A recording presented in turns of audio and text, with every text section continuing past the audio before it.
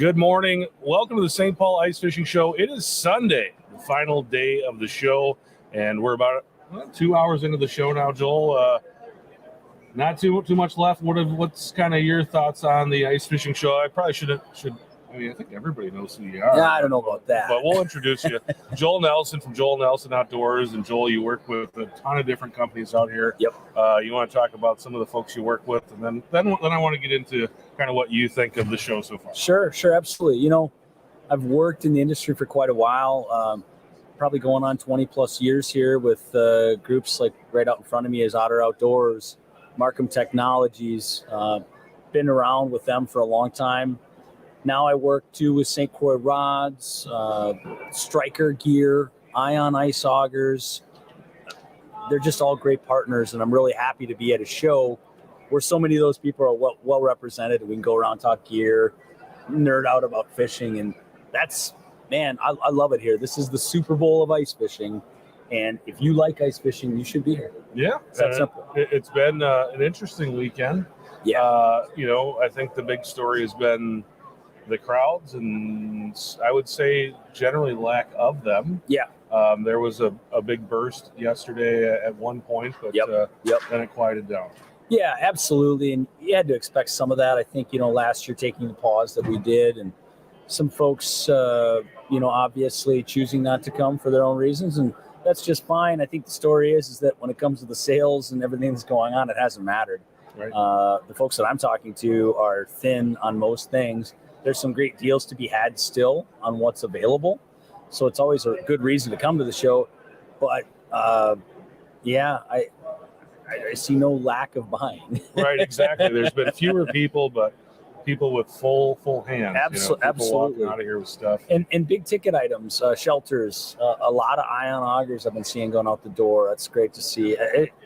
It's been a good show by a lot of standards. One of the things that I've seen is, we had all these new people come into ice fishing last year.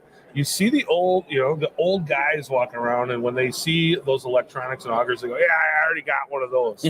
But with all these new people walking in, and that's what they're looking for. Because maybe last year, they went fishing with a buddy, and now this year they're going to get their own stuff, and they're going for it. Absolutely. And if you are just new to the sport or you're equipping yourself, there's just no other place to see everything in its totality. You want to crawl into an otter, poke around, play with the poles, see how tall it is when you stand up in it, talk to guys about what'll fit in what size truck. Those are things you can only figure out in person, seeing these things on display, and then being able to do that for every category. Augers, shelters, rods, accessories, lures, line. Yeah, there's just no retailer that could ever establish that big of a display. So it's the ultimate in putting together your new setup. All the stuff is here, and then the other thing is just having people like you, and every company's got great people that are out there and they're using the stuff, and it allows people to, especially with the crowd levels. And I wouldn't say it's been hasn't been a ghost town, but it's just been to that level where you can walk around, you feel that excitement, but if you want to talk to somebody, you can. And having those kind of people around for people to talk to actually use the products is pretty good. Well, and I tell you, anybody that fishes can benefit from talking to some of the pros out here today, because I'm talking to guys like Tony Roach, Brad. I mean, there's just a million people that I come here to see and talk to because I want to pick their brain. And you know what? I don't care what walk of ice you're from. Come on over. We love just talking about it. To me, this is what gets me excited for the upcoming ice fishing season. Without the show side of things or talking to people, nerding out about it, talking about what you're going to get, what you're going to fish next, where you're going to go on your big trip. That's the stuff that really gets our juices flowing. Yeah, I got a friend, Alex Tim, who's been basically at every show this year, skipping St. Paul, though. I think he's up on Red Lake right now. Wanted to do an ice camping deal up on Red. So he's up there, and hopefully he's not buried in snow. Yeah, well, good luck, though, Alex. I'm sure the bite's pretty good. If you can get out right now, Upper Red's always good, but it's great early on, typically. Yeah. So let's get into that a little bit. We're kind of doing destinations this year, and with the St. Paul show, we've got a few kind of off-topic stuff, but we're talking destinations this year on the Fish House Nation podcast. And what I've been doing with most guests is bringing people in that are maybe a guide or a resort owner on a certain lake, but you're a guy that gets out, gets kind of all over the place. Yeah. Tell me about some of kind of your favorite destinations, and if somebody is, maybe they've got a fish house for the first time this year, they're thinking about where to go. What are some of your favorites? The big ones are the obvious and easy ones, right? You're talking Devil's Lake, Lake of the Woods. You're talking Leech and Mille Lacs. All those are just destination fisheries that people, bread and butter, are going to go. You're going to catch your walleyes. You're going to catch your perch. You're going to have a great time. There's some of the bigger fringe destinations that are more like bucket list trips. You're talking like Cascade Lake in Idaho, Fort Peck out in Montana, maybe Saginaw Bay out in Michigan. Some of these bites that are somewhat legendary for big fish and numbers of fish both. But then, one thing I'd like to split open a little bit is talking about areas as a destination. Maybe you're talking glacial lakes in South Dakota. Maybe you're talking about just picking a spot on a map in rural Wisconsin where there looks to be more water than land, holing up at a local establishment, figuring out the area a little bit, areas north of Grand Rapids, Minnesota, areas near Longville, and there's kind of a belt of northern Minnesota waterways and areas there. I love getting into an area, just scouting about, driving around, learning, figuring out new bites. I want to do as a goal for myself more of those kinds of destination fishing trips than necessarily just the big ones, because I enjoy those too. But I love what multiple lakes can offer, multiple species, different looks, different depths, a sight fishing bite, a shallow weeds deal, a deep rock thing. I'm impressed by variety. You're a nerd for that kind of stuff, and that's your thing. Yeah. How does somebody who's maybe not a nerd, but here's what you're saying and says, that's what I want to do. I don't want to go on Mille Lacs. 10,000 of my greatest friends out there. I want to go somewhere where maybe there's only a few people out on the lake. How does one go about putting a trip like that together? So if you're a wheelhouse owner, I think the great part about those is that they don't have to necessarily be parked on the ice, especially if you've got a drop-down deal or in the back of your truck, you can drop a four-wheeler in, get a snowmobile on board somehow, use it as your mobile base camp, like a camper that doesn't necessarily have to be on the ice, but could be. And so if I'm looking at an area on the map, let's say Grand Rapids, Minnesota, I know that the bigger lakes are probably going to have some decent plowed roads, some ability to just get my ice house out on the ice somewhere. That might be all I'm looking for. I might not be looking for the best piece of structure or finding fish necessarily on that lake. I might be looking for a nice rock hump to park it on for the potential of a good evening, an evening walleye bite, right? Coming up to the rock pile. Or a community hole or an area where maybe some crappies are at in the basin, knowing that the only time I'm going to be spending there is early in the morning or late at night, and during the day, I'll be out checking out all these other lakes. So if you pick any lake in Minnesota, any lake in Wisconsin and the Dakotas, find a bigger one nearby that can kind of serve as your destination base camp. Heck, I've even planted these things in parking lots and fish the surrounding area. We do that late ice all the time. It may not have enough ice for me to get my Yeti out onto the big sheet. So what? I'll park it near shore, sleep, hang out, do whatever there, and go fish late ice all these other lakes for panfish. So, and that's we have a mutual friend who was on the show yesterday, Blake Tollefson.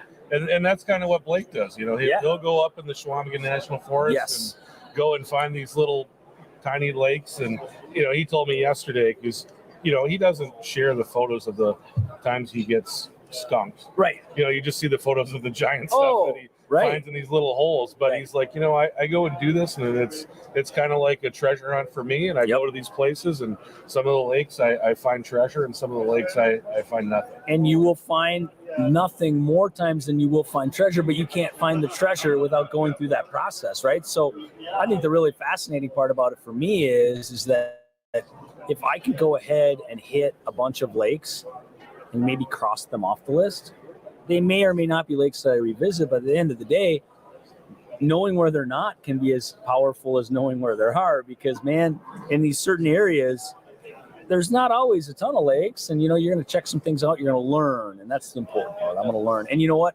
I've been focusing more over the last few years on enjoying the process. Mm-hmm. Go out to the bar for lunch. Right. Have a greasy burger at some pit stop in Wisconsin. Awesome. Enjoy the people. Learn. Some of the best things I've learned are from, pulling up to the locals and just chatting them up. And you'd just be amazed of what you can learn and find out about the way they fish, the bait they use, the secret bites that they're willing to divulge. Yeah, you give a guy a burger and a few beers, and all of a sudden you learn about it. Right. Yeah, and so I really I've learned to not just get up at the crack of dawn or before, in the winter. Let's be honest, it's pitch black when we're getting out on the ice a lot of times, and doing that all day long and pounding and getting back late at night and barely getting a few hours of sleep to do it again. I want to enjoy the process. I want to learn along the way. And I think a destination style bite where you go and pick a handful of small lakes, I think that's as or more rewarding to me than necessarily just going up to the big fish factories and beating them up. Yeah. I think that's one of those things too that, some of my favorite lakes are in that, 1,000 to 2,000 acre thing. It's like you say, it's not a lake that someone's got, their pin drop on it. It's a lake that, has the potential to build really good stuff.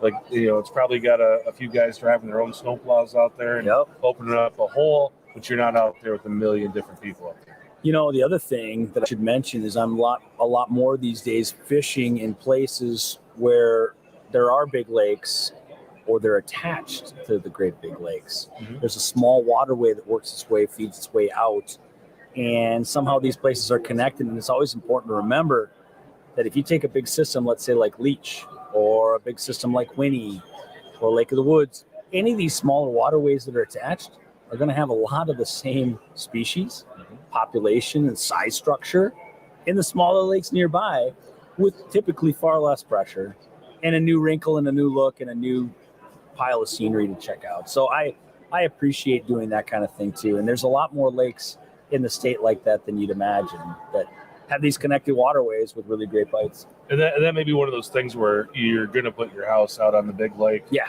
And then you can run your quad or your sled Absolutely. Or even on the big lakes themselves, small little back out of the way bays, these little diamond or teardrop shaped chunks of water that they just kind of get forgotten. They're far around the corner. They're a long ways from the access. Man, those are the kinds of places I look for first. I love being where other people aren't and catching fish. One of my favorite lakes is like what we're talking about. Yep. And if you go on Navionics, there's no information there. Yeah. It looks like a mud puddle to a guy from 100 miles away. Yep. There's nothing there. When you go in and fish one of those lakes, how do you kind of get started to start finding fish? Yeah, great question. Typically, I look to the shorelines first and foremost. I'll always digitally sleuth as much as I can to avoid backbreaking labor. Call me lazy, but that's the way I do it. We're old. We're not lazy, we're old. So I'm looking on my phone. I'm looking at aerial photography. I'm looking for any kinds of clues or cues that might indicate the structure or the depth of this lake. So a lot of times that involves getting to the lake itself and just looking at the shoreline too, right? Any steep-sided areas up against shore, you can always imagine that it might continue down into the lake itself. A steep bank or a steep shoreline might mean a steep break in the water. And the same is true with marshy, flat, low areas on the one end of the lake. You can probably imagine that coming out into the water and being shallow in its own right. So a little bit of that goes a long way before you decide to start drilling that thing in the Swiss cheese. But one thing I've learned when searching is to drill more holes further apart rather than just more holes in a specific area. I really like, don't be afraid to walk a long way in between holes as you're drilling and just do some general depth checks. 2 people, it works so much better. Yeah, and we're seeing so many things. Yeah, and Markham's got the MX7 out with that mapping. Oh, yeah. And all that technology is awesome when you're fishing the larger lakes, but when you get out to these little places that we're talking about, it comes down to kind of boots on the ground and finding stuff. It does. And, the one thing I will say about the MX7 and Navionics in general is that there tend to be more lakes on those chips than a lot of the others. So you do end up getting, even if it's not a perfect 1 foot contour map, a general idea which helps guide your drilling. And yeah, I really try and do everything I can to avoid drilling more holes so that, when I get out there and I really want to pound out a piece of structure, I'm motivated to continue to drill that part out. I don't want to waste all my time and effort and energy on just drilling too many holes that end up being duds or bad water, too shallow, too deep, whatever, depending what I'm fishing. But you draw an X on most general areas you want to fish, and you drill an X-shaped pattern. Somewhere in that X is going to give you an indication of deeper to shallower. Somewhere is going to help you find a weed bed that you're keying in on. I really use that kind of X-style pattern quite a bit. So Blake and you both are like, you go out to these places and you're going to find duds. At what point when you're fishing these small areas, do you just go, you know what, this isn't going to do it? So how long does it take before you kind of scratch that one off the list? That's a great question. And it is different depending on the size of the lake. And there is a little bit of feel and experience involved in that. But what I will tell you, as a general rule, I want to see life. I want to see activity. I want to see fish either rising to the bait or moving through or swimming through. And not just bait or even bait perch, because that can be the kiss of death too. If you're seeing nothing but tiny perch on the screen, a lot of times you just need to move on, right? Hit different holes. So if I'm constantly being panic attacked by perch every hole I go, that'll chase me off that lake pretty quick. If that's all I can find everywhere I drill, no matter where I go. But if I'm seeing some life and some activity, it could even be bugs in the system. Some small bits on the graph, a little goes a long way. And if I have no life, and that happens on ice spots now and again, you drop that deucer and you just got nothing no matter where you go. Even in the deep water where your cone angle's wide, you should see some crappies somewhere, something, and you got nothing. Usually it tells me one of two things, that things are pretty tough in that system right now, or it can be a shallow weed-dominated bite, and we need to start looking there. And after looking shallow, if I still don't find anything, it's time to try a new lake. That doesn't mean I'll have to cross it off forever, but I might not come back for a while. How about cameras? How can they play a part in this? I use cameras a ton when we get to the shallow part of that equation, right? The deep water side of things is nice for camera, for studying the fish, watching how they're approaching the bait, come up to it, are they bumping it, nudging it, are they inhaling it all the way? But when we start looking shallow, the cameras are a huge, huge asset when you've got the clarity, right? Because you're looking for standing weeds, you're looking for fish in the background. I'm also looking for predators, because in a lot of the northern lakes we fish, predators can tell you a lot. If I'm seeing a ton of bass and a ton of pike positioned on all these spots, well, I can tell you right where the bluegills are going to be. They're not going to be out anywhere near them. They're not going to be comfortable roaming around. Right. And what it tells me a lot of times is that those fish are buried in the weeds, and I may or may not have a good time even getting to them. So I'll come back to that lake the last hour of light as those pike kind of settle down a little bit. The bass have had their last hunt of the day. Those bluegills will start filtering. I mean, just like an amoeba, man. There's moving out of those weed beds. And before you know it, you got gills kind of moving around those shallow cabbage spots. I know a number of lakes that have heavy cabbage, great coontail, weed-dominated, primarily shallow. You could fish it all day long and never see a dang thing. And that last half hour is one of the most magical bites you'll ever encounter. So be careful about crossing lakes off the list totally if you go there and don't see much during the day. So go back and check it out. And maybe you were there on the wrong day. And, Yep. We've talked to a lot of different guys, and, things are different on a high pressure day and a low pressure day. Yeah. You got to kind of keep an eye on that as well. No doubt. Yeah, you want to hit any lake at its best before you want to write it off. So I want to have at least 1, 2, or 3 cracks at it during a prime time, early morning, late evening type of the bite, or I want to have it on good overcast days where there's not a big high front rolling in. You've got a falling barometer, maybe an oncoming storm approaching. If I'm fishing a single lake under those conditions and it's not happening, I'm not seeing life on the screen. If I don't see any predators, because, hey, predators, You want to see some. A healthy predator population means there's good prey and forage, And if it's walleyes or we're out deep, I want to see the opposite. I want to see some forage. I love seeing shiners. Mm-hmm.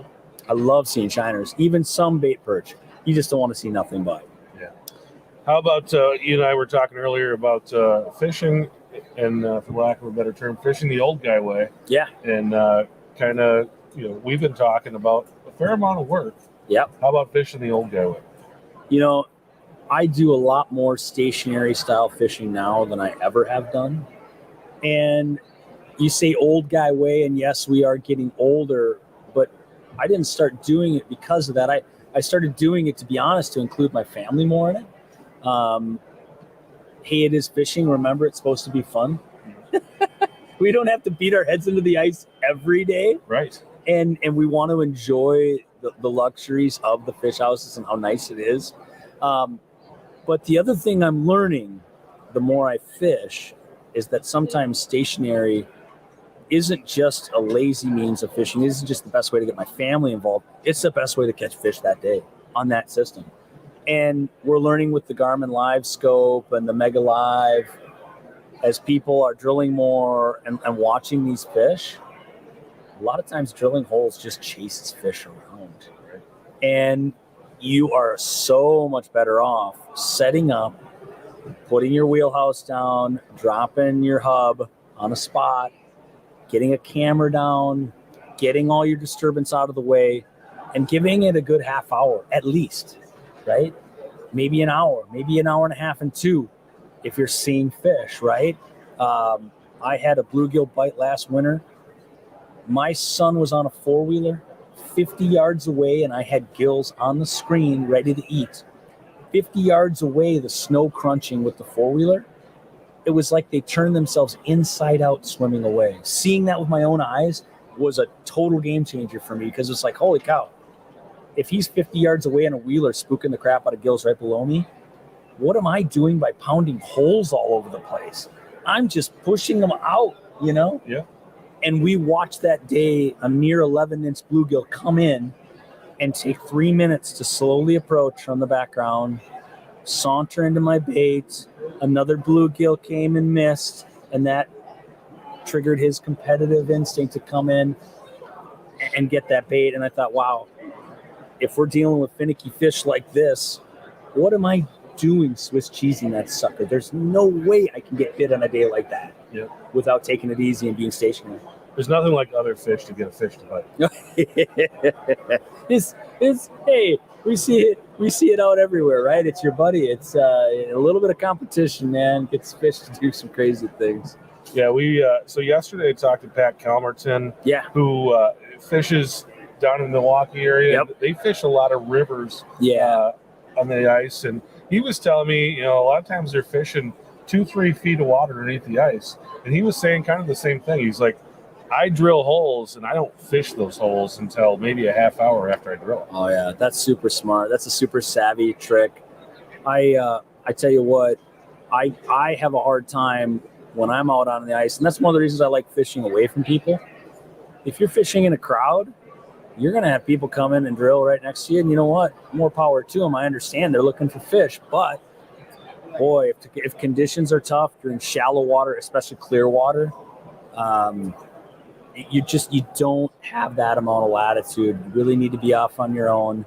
The more people, the more hassle, the more headache, the less fish. Mm-hmm. Yeah, he was talking about, when he has the live scope down and he's watching the fish, and he's like, you could see when someone with aggressive ice cleats was walking near me, that it just freaked him out. Yeah. And he was talking to Brosdahl, actually was talking about he likes to just fish on his 4-wheeler. He's not putting feet on the ice. So he's, just quiet because he's just kind of sitting on this cloud, essentially, is what it would look like to the fish. A 4-wheeler on snow can be surprisingly quiet. Feet on frozen, kind of re-slushed ice, that's loud. Mm-hmm. It's really loud. Seen fish react so negatively to that. And, I was talking to another guy. Well, I was talking to Roach. He was talking about a guy that he was guiding, had the live scope out, and they were looking at some crappies. And these crappies, when they were drilling, they were trying to almost push them up against these points where there was a little bit of weed cover, so they'd feel a little more comfortable with the drilling because they had some shelter nearby. Mm-hmm. And he said you could almost see the fish set up tight against it and feel better than if they were in open water. You drilled at them near open water, I mean, they'd skedaddle before you ever had a chance to catch them. They were gone. Yeah. And I think you would probably see that even more on a lake like what we were talking about before, where you're going to these places where there's not a lot of pressure. Yeah. You may be the only person on that ice, or maybe there's 2 or 3 other people. Yep. Whereas you go to a place like Mille Lacs, those fish are used to hearing augers and people walk around all the time. But, you say Mille Lacs, it's predictable. I fish there a lot. And early ice, I'm banging on fish, man. We do well, and we go deep, and we go away from other people. And as the roads start pushing their way out, the fish do get more relaxed and used to it eventually. But with every step and every new push, the bite starts to diminish a little more, until you really need to be out in areas where there's less people. And you really need to try to fish some of these no-name spots that don't look that great on the map, right? Mm-hmm. But they're just maybe a featureless flat. Well, those fish haven't been harassed yet. They're ghost fish, right? Nobody gets at them because nobody's drilling off of a break away from a tight contour line. If it looks featureless, people just write it off. The featureless spots are some of the best spots on these big lakes. So when you're going stationary, let's circle back to that. Yeah. Is that the kind of thing you're looking for to go stationary? It isn't, because a lot of times what I'll do is I'll get my house parked on a real good piece of structure, preferably away from everybody else. It could be secondary structure. So maybe we're looking down this long break and there's some really cool rock spots and you can see the nubs and it just looks so great. But just down from there, 300 yards, you have one little small jag in the contour, one little tiny one. A lot of times I'll go over and I'll drill and I'll see a couple rocks, man. It's just enough to hold some fish. I would prefer to set up my house on something like that versus the great big obvious spot. And then during the course of a day or a weekend, fish out from there, right? And find that flat, that featureless break where I can move my house to as a secondary move for my weekend. A lot of times on my weekends, I'll only move the house twice. And on the good weekends, that's really what I seek to do. Get to a decent spot that I either have had success in the past, might be a secondary spot preferably, and then go drill and find fish during the day. Get that house to the spot by that Saturday night. Enjoy Saturday night and Sunday morning's bite. Hit the road. Go home. Yeah. Get ready for work. Absolutely. Don't say that. What are you looking forward to this year? I know lakes are starting to set up. Yeah. What are your plans? So it's interesting. I rely on these shows and friends and people familiar with the industry to help shape a lot of what my ice fishing becomes. It's a social sport to me. It's a sport that I enjoy thoroughly, and I like variety, and I like the learning aspect of it. So I'm always keen to talk to these guys at shows and people I respect and know and love to hear what they're doing. And every year I hear about something cool, and I want to do that. Or maybe it's not I want to go where they're at, but I want to recreate what they're doing on my home lakes. Right. And it reinvigorates me to go and fish South Central Minnesota, Western Wisconsin, those areas in different ways that I maybe hadn't intended. That stationary thing out of a hub, that was born out of talking to a number of guys fishing with live scope and having problems pushing fish away out of shallow weeds. So last winter, me and my boys, we just stocked up the cooler, had a stealth outing where we knew cameras and sitting tight in pockets of weeds was going to be what we did. And we caught some really big bluegills as a result. Had a blast. Saw some great pike on camera.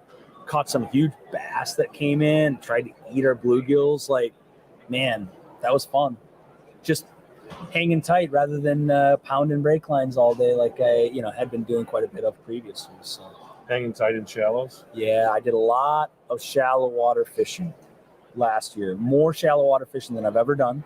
And shallower spots than I've ever fished, 3 to 5 feet of water, like that was saying. Mm-hmm. Backwater situations away from the crowds. Everybody loves fishing backwaters. but they really are the definition of community type bites.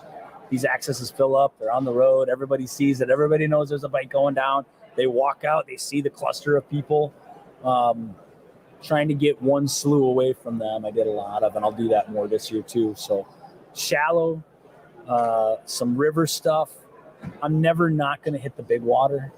I want to get better at finding those no name, no feature spots, like a place that Roach took me to on Winnie last year, where we were miles away from anything that looked like a reasonable contour line and beating on perch senselessly. You were with us. Yeah. I mean, we were out in the middle of nowhere. Nowhere. Yeah. I mean, nowhere. And I want to get better at having the guts and the positive mental attitude it takes to go out and drill away till you find that. Because it was gold. Yeah. Wasn't it fun? It was unlike anything I've been a part of. We all remember those bites forever. And so, you know, if you can uncover a secret like that just by drilling a few more holes, I'm all for it. Pretty cool. Yeah. Well, I know you got another place to be right now. I do. So I appreciate you taking the time out. I appreciate you, man. Thank you. We've been doing selfies with everybody. So Yes. you're getting one too. Pull out the old camera, and then we're gonna bring Trevor on. Yeah. I think you were saying I might get the distinction of welcoming Trevor. Yeah, we'll let you introduce him. Yeah. Go ahead. So Trevor Thompson is a buddy of mine, and Trevor's an interesting man. You know, I worked with Trevor years back when he did Nature Vision stuff, right? Mm-hmm. He worked with Nature Vision and Aquaview. Eventually that became owned by Markham, and Trevor started doing Fish Hawk Electronics and then Catch Cover. And now, because I work with Yeti and I do so much with the fish houses, Trevor's a natural partner because of all the cool stuff that they have for the wheelhouses. So I'm assuming you and Trevor are going to talk left and right about everything Catch Cover. You're going to talk about just wheelhouse fishing in general, because Trevor's an avid wheelhouse angler. So I've learned a lot from him too. Boy, that was much tamer than I thought that was going to be. Really? Yeah. You thought I was going to tell dirty old stories and I stuff? kind of thought you were going to have some kind of zinger for him. Hey, he's an exceptional deer hunter too. Me and Trevor talk a lot about hunting. So that's one thing I know he uses his fish out, which is like right next door to me. I know he uses a lot to do some hunting too. Yeah, it's a good base camp and base of operations. And as you know, that's something that when people are buying these things now, that's what they're looking to do with it. It has to be 4 seasons because they're so cool. For me, it's just bang for your buck too, right? I mean, if you buy one of these things, might as well use it all of them, right? All those seasons. Might as well use it for everything. Well, thank you, sir. Yeah, thank you. Take care. Yep. Have a good rest of your show. Should I wave him We'll down? talk to you soon. He'll come over this way once he sees you walk past him. Hope everybody is enjoying everything. We've been putting shows on all weekend long and kind of introducing you guys to the show and what's happening. And it's been a fun weekend, and we're wrapping up here. Last guest of the weekend. Last but least. Last and most important. Okay. How's it going? It's going great. Your impressions of the show this year? It's good. I mean, people are obviously excited to go. Yeah, it's I don't think anybody really knew what to expect, right? So I think Step up just a inch closer. Better? There you go. Okay. Yeah. I don't think anybody really knew what to expect. So from that perspective, I would say it probably exceeded my expectations. Yeah. All right. We did have a question yesterday, and I didn't answer it, but let's answer it now. Somebody asked just how did Catch Cover get started? And I know you weren't there when the earth cooled. Right. Yeah, I was not there when the earth cooled. Exactly. But Yeah. you can fill us in on some of that. Yeah, I think this is going back to like the late '90s, and you're really kind of the whole start of the drop down fish houses, of the fish house frames, and certainly they've evolved a lot since then. But yeah, that's where it started with the drop down frames, because guys are all of a sudden running. Historically, a fish house is on skids, and you put it on a trailer, and you're not, they weren't. They didn't cost what they cost today, right? So the investment wasn't there. So a little snow or slush blows up the hole, and no big deal, right? With the current state of the world, you don't want road salt, road slop, coating the inside of your house. But yeah, so it started in the late '90s, and then kind of as that whole segment, as that segment developed, a tool maker out of Hutchinson, Minnesota, he came up with the idea. It's like, avid ice fishing, obviously, and that's kind of the cool thing about the ice fishing business is most of these start as their user generated kind of ideas, but yeah, he thought of a better way, a better mousetrap, so to speak, and that was the first catch cover back in goes back to about '99, I think, was the actual first molded part. So. And we talk about that as kind of being the era of the first drop downs, but just you and I talking, when you were young, you were making those skid houses, kind of those homemade things that everybody sees on the ice. Yeah. But that was what everybody did back then. I think I sent you a YouTube video a few months ago of some guy from like Michigan Outdoors that filmed this thing in the '80s, just walking around and pointing out all these different fish houses. But that was the thing; they were all an expression of themselves, and we kind of putting things. I mean, like when I was in high school, I had a fleet of fish houses. They would be like 4x6, 2x2 studs, whatever you could get the cheapest for wood, whether it was plywood or chipboard or whatever you could find, right? And yeah, I mean, I have 4 fish houses out, and so it was things have changed a bit since. Spring bonfire every year? No, it wasn't that, but the sport in high school, so you run around with your buddies, and your buddies have 4 fish houses too, right? Mm-hmm. So the sport in high school is you move them. so you'd leave a fish house on a spot, and then you would, and then all of a sudden you show up your fish house, and it's like it's gone. Somebody stole it, or we figured out it was easier actually so if you're looking for your plywood colored house, and you're looking at a group of houses, we figured out that it's easier to just wrap a blue tarp around it and make it a bluefish house than it is to actually move it. So that was, we found all kinds of different ways to go out and paint it pink. Yeah, exactly. So, but yeah, that was in the dark days when they were made out of scrap lumber and whatever we had laying around, and obviously that's not the case now. So yeah. So we talked about the past. Let's talk about the present right now. We'll go into the future later, but sure. This year, with everything, it's been difficult to get product, and catch cover's no different. Right. What's happening there on that front? Yeah, I think what we're figuring out is that as much as we want to tell people that there's quick fixes out there on the horizon, there's just things like the labor markets and like these kind of things, and even though those extend outside the walls of our own shop, we've got a great crew, and we have a lot of capacity with our own crew. We're affected by the things that whether it's plastic resin supply or machine techs for injection mold presses, things like that. Those are the kind of things right now that continue to be an issue and really look like they're going to be in the future. We're going to respond to that. I mean, businesses, and I think especially small businesses are quick to react to that because you have to, right? That's that you adapt and survive and move forward and thrive, hopefully. But that's what's kind of happening now is I think a lot of companies, certainly we have, it's like we've kind of accepted the fact that there's I don't like the term new normal, but we've accepted the fact that there's something different going on with how we do business.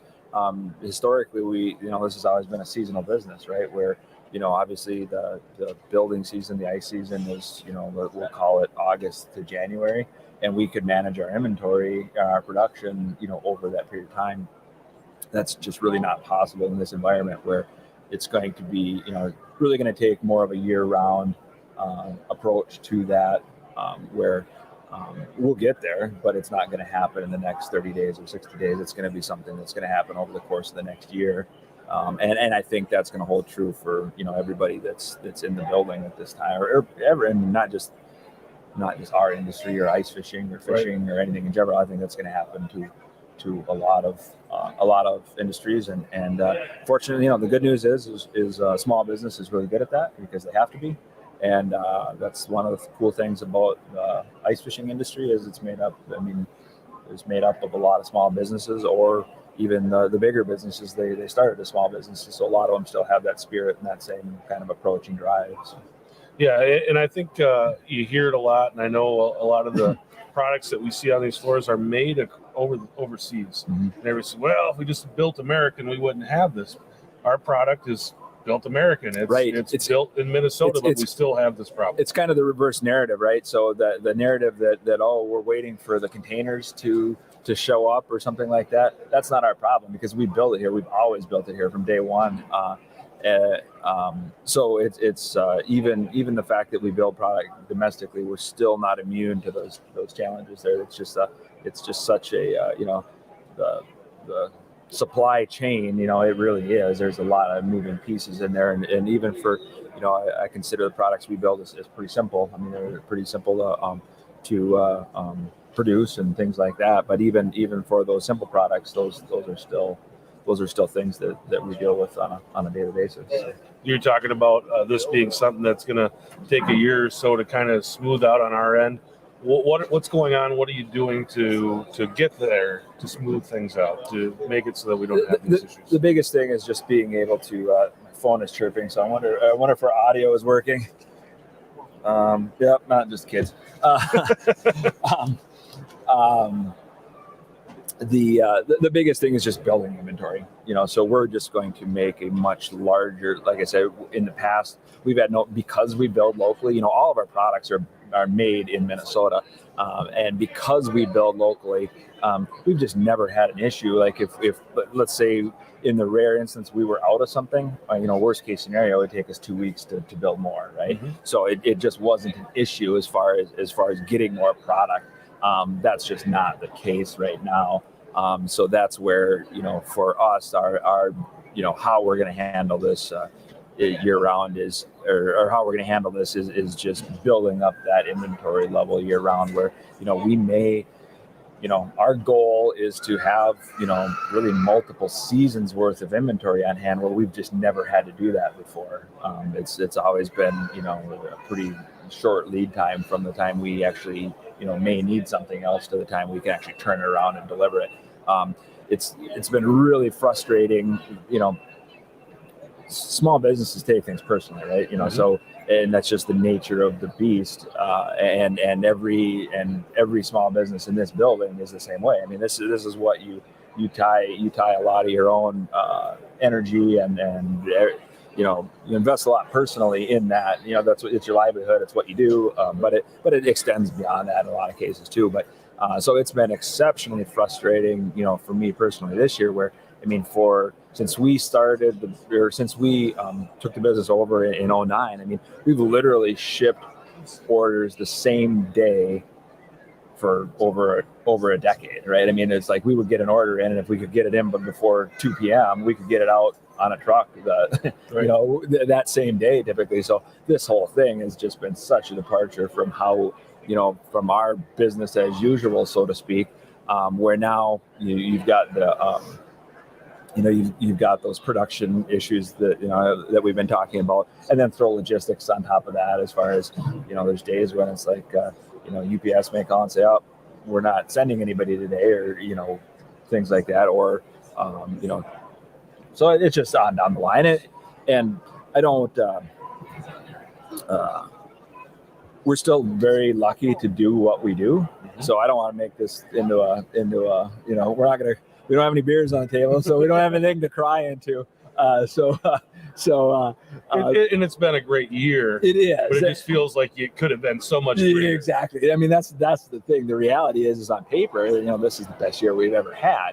That's on paper. The hard part is we've got a lot of orders that we can't fill, or that we're not filling at the rate that we're used to filling them at. And it's just a heck of a lot easier to say yes than it is to say no.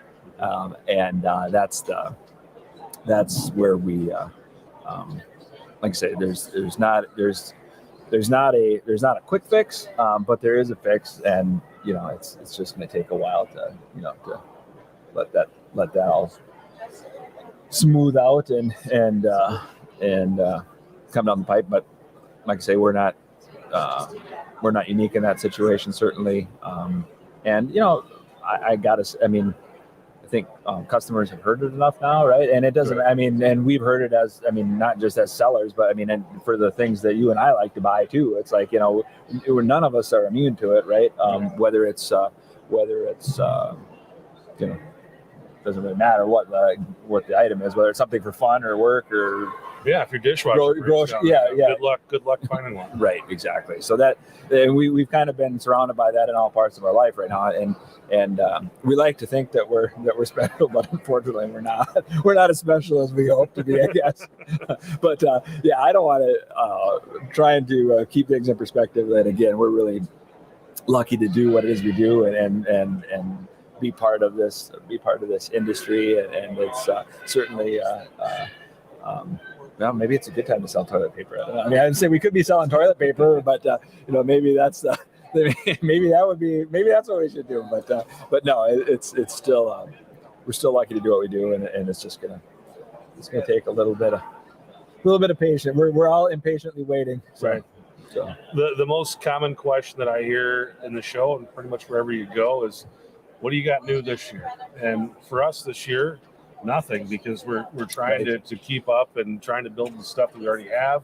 Right. But what are some of the things in the future? I know you're working on some stuff, and you're probably not going to want to spill the beans on that. But I guess, are you working on anything new, and what made that look? I mean, you have to be, and especially now, because all these things on the supply side, they really translate the exact same way that the development side. It takes a lot more time to develop product now than it ever has, than it has even just a couple years ago.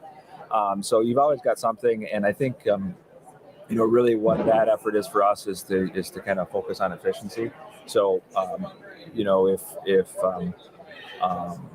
if there's like certain parts of our process that requires more labor or things like that. So we're actually looking at doing, we've got a lot of re-engineering projects coming on to kind of address some of the pinch points that we have, just, whether it be labor or, a certain issue that we might have with the tool or things like that, things that cause problems and hiccups. We're really kind of refocused on that, just so we can, again, get back to the point where the supply part is as seamless as can be.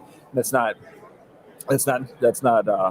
super sexy, right? It's not glamorous necessarily, or the latest widget, but it's something that kind of starting with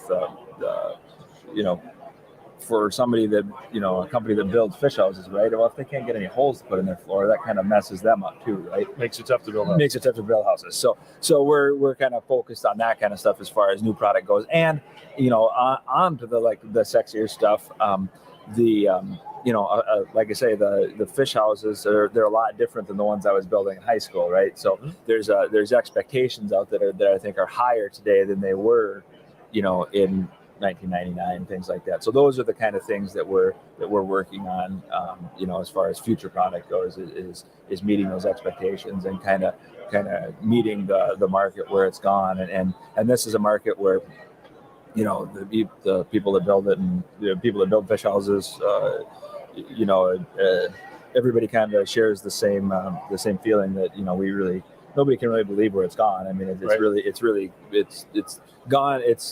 It's run longer and further and higher than anybody really would have anticipated, 20 years ago. So. Yeah, I mean, there's even today, we don't have as many houses in this building that we typically do because of the demand, but you walk around here and it's pretty impressive what you're seeing.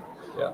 Well, it's, this is kind of the last, I guess we got Fargo next week, but this is kind of looked at, I think, for a lot of people as kind of the kickoff to the real ice season. Yep.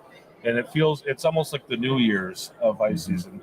So I've been asking everybody what do they have planned? What's kind of their big plan for this year, as far as fun and what they're kind of looking at doing. So what's it for you? What are you looking forward to this ice season? This ice season for me, I would love to get out to Fort Peck in Montana. That's really a conditions-driven type fishery where last year, we talked to our hookup out there, Mike Howe, yesterday when he was walking around the show, and I think what he said, they had like 2 weeks of fishable ice last year. So, but that's one that we're kind of watching. I'd love to be able to run out there and do that as far as something fun goes. But in the meantime, we've got a whole bunch of orders to get built and out the door. Looking forward to getting people their stuff. Looking forward to getting people their stuff. Exactly. That would be the most fun thing I could do this ice season right now. So there you go. Well, I appreciate you and what you invest into this show and myself. And it's awesome to do this, and it was a lot of fun this weekend. And just getting here and seeing everybody and kind of doing this is what I enjoy doing. So being here and doing this, it's awesome. And just look forward to getting going. Good to be. It's different, but it's good to be back at the show. And obviously we've talked to a lot of people that are ready to go ice fishing. Awesome. Yeah. Well, thanks to everybody for watching this weekend, and just look forward to putting out more stuff this winter and getting out on the ice and seeing you guys and seeing everybody enjoy what we do. And this is kind of like I said, it's kind of the kickoff to the season, and I think everybody's ready to go. We got snow falling outside, and it's going to get cold. Temperatures are dropping. Yeah, this Brainerd temperatures, we're talking single digits this week. So building nice. All right, guys, take care, and we will see you soon on the old lives. Keep an eye out on the Catch Cover Facebook and Instagram going forward. We'll talk to you later.